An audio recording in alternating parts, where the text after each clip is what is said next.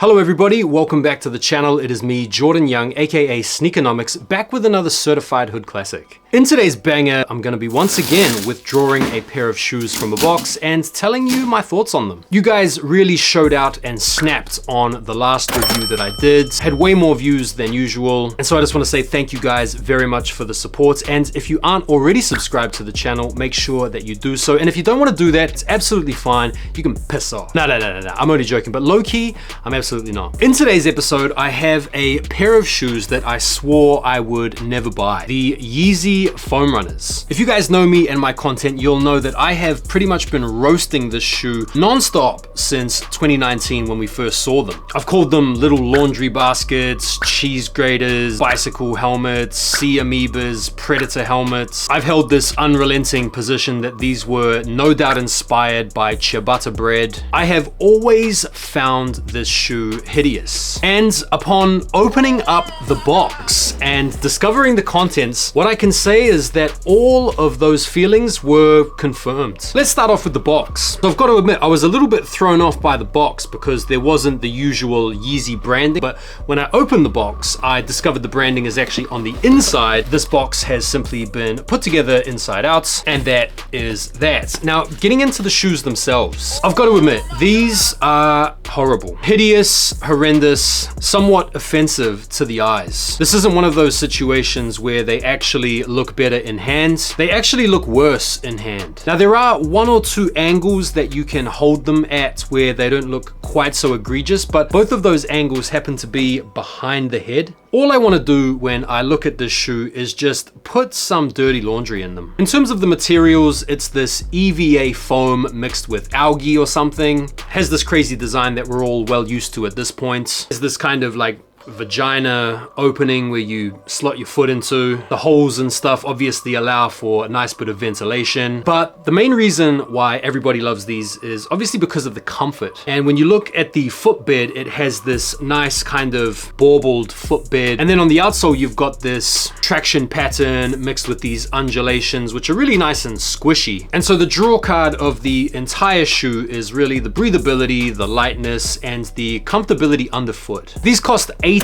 great British pounds, which when you hold the shoe, feel the shoe, and look at the shoe, feels like it's about 79 pounds too much. I mean, all I can think of is just how crazy the margins must be for Adidas and Yeezy with this shoe. These are in fact manufactured in China. Got to feel like once they've made the molds and they've got the materials in place, they can churn these out at a crazy clip and at a crazy cheap price. The material does feel pretty tumescent though, I've got to give it that. There is a nice little bit of recoil when you press into them. They feel sturdy. They don't feel like they're going to disintegrate straight away anyway. I know you're there probably thinking, bro is absolutely violating these craps, man. You're gonna live with me now.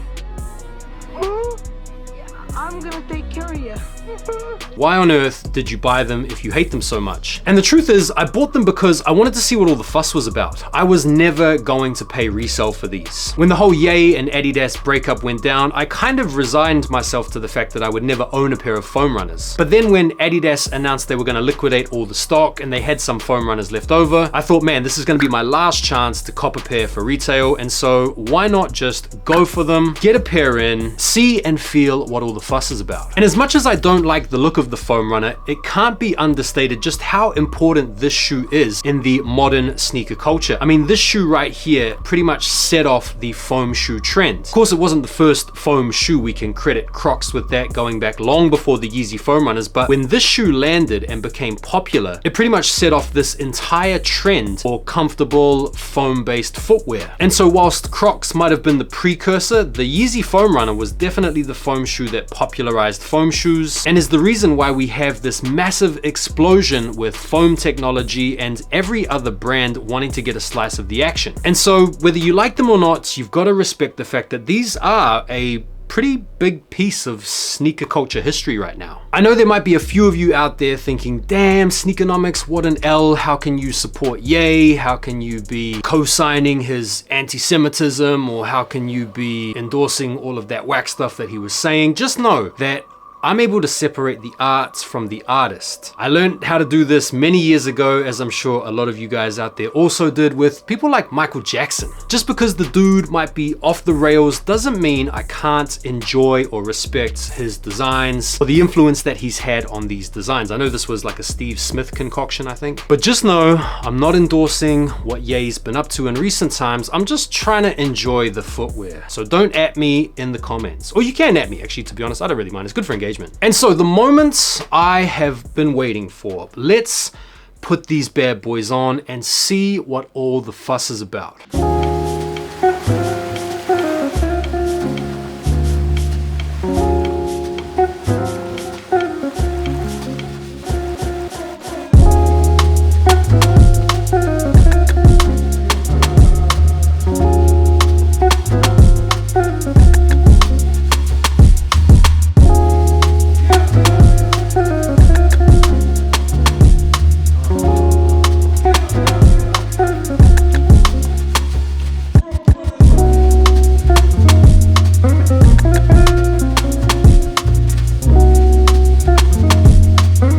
Now, I'm not gonna lie, when I inserted my foot into these, I half expected the heavens to open, a cacophony of orchestral music to start piping up in the distance, but it didn't really happen. I think I got my expectations a little bit too up and out there. So these are incredibly comfy, and they are also incredibly ugly. In fact, the comfortability to ugly ratio is pretty much neck and neck, in my opinion. Can't believe these have been reselling for $300, $400, $500. If you'd have shown me this shoe 10 years ago and said, bro, these will be reselling in the 2020s for like 400 bucks, I would have said, bro, you are smoking some rocks. And there we go. That is my review. A very comfortable Yeezy foam runner that is absolutely offensive to the eyes. I will be keeping them. I will be using them. They're in the collection now. I'm gonna enjoy wearing them, and I'm also gonna enjoy reading your comments down below. Please let me know what you thought of the review. Be sure to like the video before you bounce, and subscribe if you haven't already done so. I'll see you guys on the next video. Thanks for watching. Take care for now, and peace.